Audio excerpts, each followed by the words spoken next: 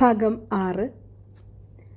കുറേ നേരം എളേപ്പ എളേപ്പ എന്ന് വിളിച്ച് അലാവുദ്ദീൻ പടവിൽ തന്നെ നിന്നു. പുറത്തുനിന്ന് മറുപടിയൊന്നും കേൾക്കാഞ്ഞപ്പോൾ അയാൾ തന്നെ ഉപേക്ഷിച്ച് പോയിക്കഴിഞ്ഞുവെന്ന് അലാവുദ്ദീന് തീർച്ചയായി. അവൻ പടവിലിരുന്ന് കുറേ നേരം കരഞ്ഞു. സമയം നീങ്ങിക്കൊണ്ടിരുന്നു. പക്ഷേ അലാവുദ്ദീന് അതിനെക്കുറിച്ചൊന്നും അറിയാൻ വയ്യാതായി. ഗുഹയ്ക്കുള്ളിൽ നരച്ച ഇരുട്ട് മാത്രം നിറഞ്ഞു നിന്നു. തൻ്റെ ഉമ്മ ഇപ്പോൾ എന്ത് ചെയ്യുകയാവും എന്ന് അലാവുദ്ദീൻ ആലോചിച്ചു. അത്താഴം ഒരുക്കി വെച്ച് തന്നെ കാത്തുകാത്തിരുന്ന് കാണാതെ സങ്കടപ്പെട്ട് ഉറങ്ങിയിട്ടുണ്ടാകുമോ? ഉമ്മയെക്കുറിച്ച് ഓർത്തപ്പോൾ അവന് വീണ്ടും കരച്ചിൽ വന്നു. സമയം പോകെ പോകെ അലാവുദ്ദീന് വിശക്കാനും തുടങ്ങി. അപ്പോഴാണ് പഴത്തോട്ടത്തിൽ നിന്ന് പറിച്ചെടുത്ത പഴങ്ങളെക്കുറിച്ച് അവൻ ആലോചിച്ചത്. കുപ്പായ കീശയിൽ നിന്ന് കൈലേസിൻ്റെ പൊതിയെടുത്ത് അവൻ തുറന്നു. അലാവുദ്ദീൻ ഞെട്ടിപ്പോയി. പഴങ്ങളെല്ലാം തന്നെ അതേ രൂപത്തിലും നിറത്തിലുമുള്ള കല്ലുകളായി മാറിയിരിക്കുന്നു. കല്ലുകൾ നേരിയ ഇരുട്ടിൽ കിടന്ന് തിളങ്ങി. എവിടെയോ കണ്ടുമറന്നവയെ ഓർമ്മിപ്പിച്ചു ആ കല്ലുകൾ. അതെ, അലാവുദ്ദീന് ഓർമ്മ വന്നു. ആഘോഷവേളകളിൽ തെരുവിലൂടെ ഘോഷയാത്ര നടത്തുമ്പോൾ സുൽത്താൻ അണിയാറുണ്ടായിരുന്ന വലിയ തലപ്പാവിൽ ഇത്തരം ഭംഗിയുള്ള ചിത്രക്കല്ലുകൾ അവൻ മുമ്പ് കണ്ടിട്ടുണ്ട്. കൈലേസിൻ്റെ പൊതി കീശയിൽ തന്നെ തിരിച്ചു വെച്ചു. വിശപ്പ് സഹിക്കാൻ കഴിയാതെയായപ്പോൾ അലാവുദ്ദീൻ പടവിൽ നിന്ന് ഇറങ്ങി. ഭിത്തിയിൽ സ്പർശിക്കാതിരിക്കാൻ ശ്രദ്ധിച്ചുകൊണ്ട് അവൻ ഇടുങ്ങിയ വരാന്തയുടെ അപ്പുറത്തുള്ള പഴത്തോട്ടത്തിലേക്ക് ചെന്നു. താഴ്ന്ന കൊമ്പിൽ വിളഞ്ഞു നിന്ന 2-3 പേരയ്ക്കകൾ അവൻ പറിച്ചെടുത്തു. പക്ഷേ കഷ്ടം, മരത്തിൽ നിന്ന് വേർപെട്ടതോടെ പേരയ്ക്കകൾ കല്ലുകളായി മാറി. ദേഷ്യത്തോടെയും നിരാശയോടെയും അവൻ ആ കല്ലുകൾ നിലത്തേക്ക് വലിച്ചെറിഞ്ഞു. നിലത്ത് വീണവയാകട്ടെ ഞൊടി നേരത്തിനുള്ളിൽ മരത്തിലേക്ക് തന്നെ തെറിച്ചു ചെന്ന് പഴങ്ങളായി തൂങ്ങിക്കിടക്കുന്നു. വിശപ്പും ദാഹവും അലാവുദ്ദീനെ വല്ലാതെ വലച്ചു. അപ്പോഴാണ് അവൻ തടാകത്തെക്കുറിച്ച് ഓർത്തത്. കുറച്ച് വെള്ളം കുടിക്കാമെന്ന് കരുതി അവൻ തടാകത്തിൻ്റെ നേർക്ക് നടന്നു. തെളിനീർ നിറഞ്ഞു കിടന്നിരുന്ന തടാകം വറ്റി വരണ്ട് കിടക്കുന്നതാണ് അലാവുദ്ദീൻ കണ്ടത്. കടുത്ത നൈരാശ്യത്തോടെ അലാവുദ്ദീൻ തടാകക്കരയിൽ ഇരുന്നു.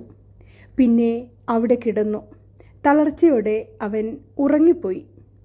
എത്ര സമയം അങ്ങനെ കിടന്നിട്ടുണ്ടാവുമെന്ന് അലാവുദ്ദീൻ അറിയില്ല. കഠിനമായ വിശപ്പ് തന്നെയാണ് അവനെ ഉണർത്തിയത്.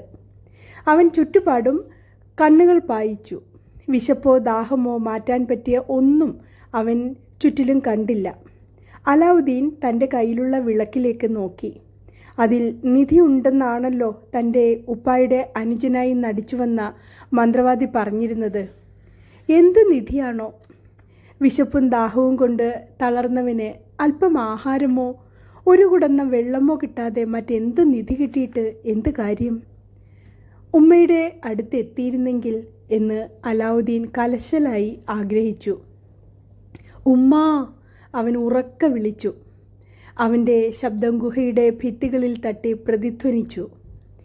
കരഞ്ഞും വിളിച്ചും ഉറങ്ങിയും ഉണർന്നും 2 ദിവസത്തോളം അലാവുദ്ദീൻ ആ ഗുഹയിൽ കിടന്നു. അലാവുദ്ദീൻ്റെ സങ്കടം പതുക്കെ ദേഷ്യമായി മാറി. തന്നെ ചതിക്കാനായി വന്ന മന്ത്രവാദിയോട് തോന്നിയ ദേഷ്യം പിന്നെ പിന്നെ അവന് തന്നോട് തന്നെ തോന്നാൻ തുടങ്ങി. അരിശത്തോടെ അവൻ കൈകൾ കൂട്ടിഞ്ഞെരിച്ചു. അപ്പോൾ അവൻ്റെ കൈവിരലിൽ നിന്ന് തുടങ്ങുന്നതുപോലെ ഒരു പുകമറ അവന് മുന്നിൽ ഉയർന്നു വരാൻ തുടങ്ങി. അലാവുദ്ദീൻ ഭയന്നു പിന്മാറി.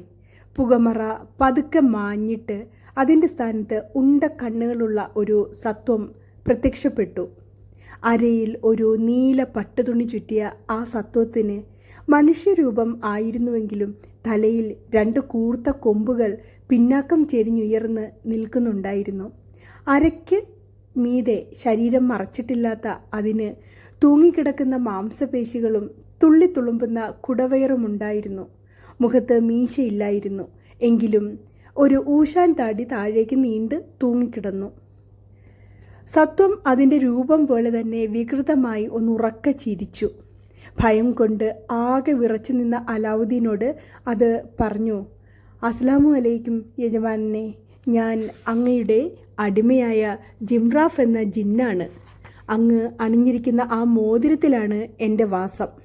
അങ്ങ് ഇപ്പോൾ ആ മോതിരം അമർത്തി തടവിയതുകൊണ്ടാണ് ഞാൻ പ്രത്യക്ഷപ്പെട്ടത്. ആജ്ഞാപിച്ചാലും യജമാനനെ, ഏത് കാര്യമാണ് അങ്ങയ്ക്ക് ഞാൻ ചെയ്തു തരേണ്ടത്? എനിക്ക് എൻ്റെ ഉമ്മയുടെ അടുത്ത് എത്തണം. പെട്ടെന്ന് അങ്ങനെ പറയാനാണ് അലാവുദ്ദീന് തോന്നിയത്. ഭാഗം 7.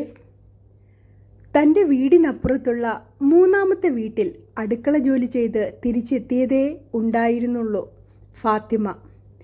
വീട്ടുകാർ കൊടുത്ത 2 ഗോതമ്പപ്പവും അല്പം പരിപ്പ് കറിയുമായിരുന്നു അന്ന് അവർ ആകെ കഴിച്ച ഭക്ഷണം. കഴിഞ്ഞ 2 ദിവസങ്ങളായി അവർ ജോലിക്കൊന്നും പോയിരുന്നതുമില്ല. അവരുടെ മകനെ അന്വേഷിച്ച് തെരുവുകൾ തോറും അലഞ്ഞു നടക്കുകയായിരുന്നു ഫാത്തിമ. അവൻ്റെ കൂട്ടുകാരോടൊക്കെ അന്വേഷിച്ചു അവർ. അലാവുദ്ദീൻ അവൻ്റെ ഇളയപ്പായോടൊപ്പം ഉത്സാഹത്തോടെ നടന്നു പോകുന്നത് കണ്ടു എന്നല്ലാതെ കൂടുതൽ വിവരമൊന്നും അവർക്ക് കിട്ടിയില്ല. വാതിൽ അടച്ച് അകത്ത് വിരിച്ച പായിൽ തളർച്ചയോടെ ഇരുന്നപ്പോഴാണ് ഫാത്തിമ ഉമ്മറത്തെ വാതിക്കൽ എന്തോ വന്ന് വീഴുന്ന ശബ്ദം കേട്ടത്. അവർ ധൃതിയിൽ ചെന്ന് വാതിൽ തുറന്നു. വാതിൽക്കൽ അബോധാവസ്ഥയിൽ കിടക്കുകയായിരുന്നു അലാവുദ്ദീൻ. മോനെ എന്ന് കരഞ്ഞു വിളിച്ചുകൊണ്ട് ഫാത്തിമ അവൻ്റെ സമീപത്ത് നിലത്തിരുന്നു. അവനെ തട്ടി വിളിക്കാൻ ശ്രമിച്ചു. അകത്ത് ചെന്ന് കുറച്ച് വെള്ളം എടുത്തുകൊണ്ടുവന്ന് അവൻ്റെ മുഖത്ത് തളിച്ചു. അലാവുദ്ദീൻ പതുക്കെ കണ്ണുകൾ തുറന്നു. ഫാത്തിമ അവനെ സാവധാനം എഴുന്നേൽപ്പിച്ച് അകത്ത് കൊണ്ടുപോയി കട്ടിലിൽ കിടത്തി. ഉമ്മ നൽകിയ ഒരു മൊന്ത വെള്ളം മുഴുവൻ അലാവുദ്ദീൻ ആർത്തിയോടെ കുടിച്ചു. എവിടെയായിരുന്നു മോനെ നീ? ഫാത്തിമ വേവലാതിയോടെ ചോദിച്ചു.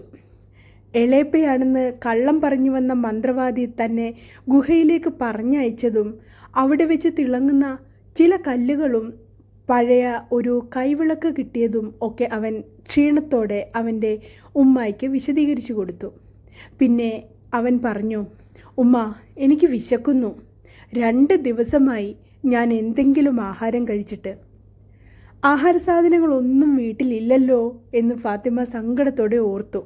അവരുടെ കണ്ണുകൾ നിറഞ്ഞു.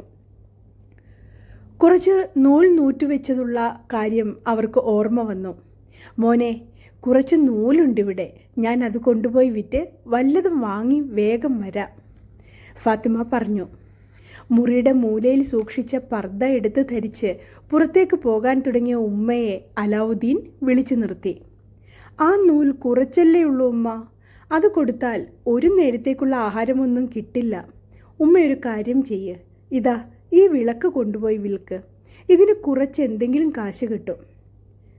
അത് ശരിയാണല്ലോ എന്ന് ഫാത്തിമയ്ക്കും തോന്നി. അവർ വിളക്ക് കയ്യിലെടുത്തു. അതിൽ മണ്ണും എണ്ണയും ഒക്കെ പുരണ്ടിരിക്കുന്നത് ഫാത്തിമ ശ്രദ്ധിച്ചു. ഒരു തുണിയെടുത്ത് അവർ വിളക്ക് തുടച്ച് വൃത്തിയാക്കാൻ തുടങ്ങി. പെട്ടെന്ന് വിളക്കിൻ്റെ നാളത്തിൽ നിന്ന് നേർത്ത പുക ഉയരാൻ തുടങ്ങി.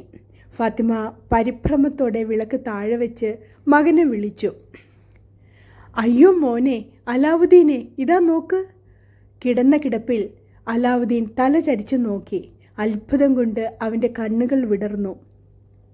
നാളത്തിൽ നിന്നും ഉയർന്നു വന്ന പുക നിലത്ത് നിന്ന് മേൽക്കൂര വരെ മുട്ടുന്ന ഒരു വിചിത്ര രൂപമായി മാറി. അത് കണ്ടു ഫാത്തിമ ബോധം കെട്ട് തറയിൽ വീണു.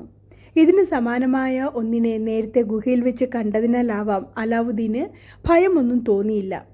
അവൻ പെട്ടെന്ന് കട്ടിലിൽ നിന്ന് എഴുന്നേറ്റ് താഴേക്ക് കുനിഞ്ഞ് കൈവിളക്ക് എടുത്തുകൊണ്ട് ആ രൂപത്തെ നോക്കി.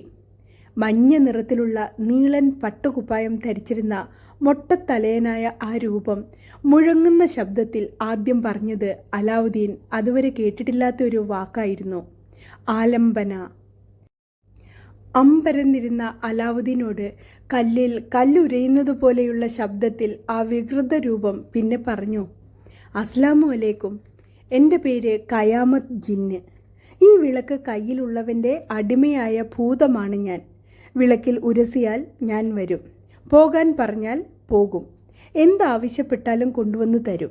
ആജ്ഞാപിച്ചാലും യജമാനനെ, എന്തു വേണം അങ്ങയ്ക്ക്? എനിക്ക് വിശക്കുന്നു, അത് മാറ്റാൻ എന്തെങ്കിലും താ, അലാവുദ്ദീൻ പറഞ്ഞു. അവൻ്റെ അപ്പോഴത്തെ പ്രധാന പ്രശ്നം അതായിരുന്നുവല്ലോ. ആലംബന, ഭൂതം പറഞ്ഞു. പിന്നെ അതിനെ കാണാതായി. ആ ചെറിയ വീടിൻ്റെ തറയിൽ പിന്നീട് നിരന്നത് 12 വെള്ളിത്തളികകൾ. അവയ്ക്ക് നടുവിലായി ഇറച്ചി കറി വെച്ചതും വറുത്തതും ചോറും നിറച്ച 3 വലിയ വെള്ളി വട്ടകൾ. തൊട്ടടുത്തായി 2 വലിയ വെള്ളിക്കോപ്പുകളും ഒരു ഭരണി മുന്തിരിച്ചാറും എത്തി. അതിനും പുറമെ ബസ്ബൗസ, അവാമത്ത്, കനേഫ തുടങ്ങിയ പലതരം മധുര വിഭവങ്ങളും അവിടെ നിരന്നു. ആജ്ഞ കാത്തിട്ടെന്ന പോലെ ഭൂതം കുറച്ചു നേരം നിന്നു. അലാവുദ്ദീൻ അതിനെ ചോദ്യഭാവത്തിൽ നോക്കി. ഇനി എന്തെങ്കിലും വേണോ യജമാനനെ? അലാവുദ്ദീന് പെട്ടെന്ന് ചിരിയാണ് വന്നത്. ഇതൊക്കെ തിന്നു തീർക്കാൻ എത്ര നേരം വേണം ഖയാമത്ത് ജിന്നെ? അലാവുദ്ദീൻ്റെ ആ ചോദ്യം ശരിക്കും മനസ്സിലായില്ല എന്ന ഭാവത്തോടെ ഇനി എന്തെങ്കിലും വേണോ എന്ന തൻ്റെ ചോദ്യത്തിൽ നേരിട്ട് ഒരു ഉത്തരം കിട്ടിയിട്ടില്ല എന്ന മട്ടിൽ ഭൂതം വീണ്ടും ചോദിച്ചു, ഇനി എന്തെങ്കിലും വേണോ യജമാനെ?